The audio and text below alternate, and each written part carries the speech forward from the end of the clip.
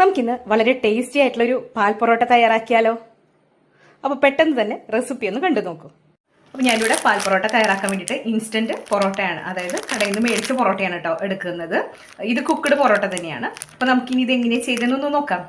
നമ്മളിവിടെ തേങ്ങാപ്പാൽ സെറ്റാക്കി വെച്ചിട്ടുണ്ട്. ഇനി ഇതിലേക്ക് 1.5 ടീസ്പൂൺ പഞ്ചസാര ഇട്ട് കൊടുക്കാം.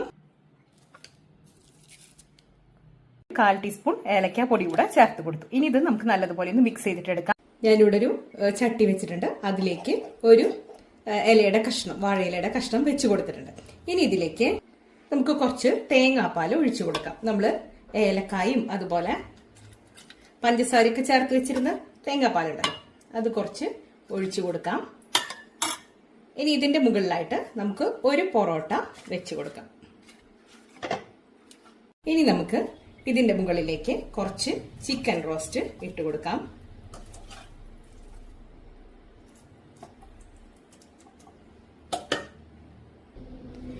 ഇനി ഇതിന്റെ മുകളിലായിട്ട് വീണ്ടും ഒരു പൊറോട്ടയും കൂടെ നമ്മൾ വെച്ച് കൊടുക്കാണ്.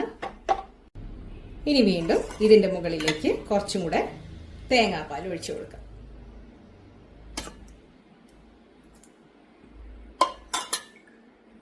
ഇനി ഞാൻ സ്റ്റൗ ഓൺ ചെയ്യാണ്. ഇനി നമുക്കിതൊന്ന് ഒരു 5 മിനിറ്റ് അടച്ചു വെച്ചിട്ടൊന്ന് കുക്ക് ചെയ്യാം. അപ്പോൾ നമ്മുടെ ആ ഒരു തേങ്ങാപ്പാലും ചിക്കനും പൊറോട്ടയൊക്കെ അതിൽ കിടന്ന് നല്ലതുപോലെ ഒന്ന് കുക്കായി ബ്ലെൻഡ് ആയിട്ട് വരും. അപ്പോൾ അതിനുശേഷം കാണിച്ചു തരാം. ഇനി നമുക്ക് തുറന്ന് നോക്കാം. നമ്മുടെ പാൽ പൊറോട്ട നല്ലതുപോലെ സെറ്റായി വന്നിട്ടുണ്ട്. ഇനി നമുക്കിത് സെർവ് ചെയ്യാം.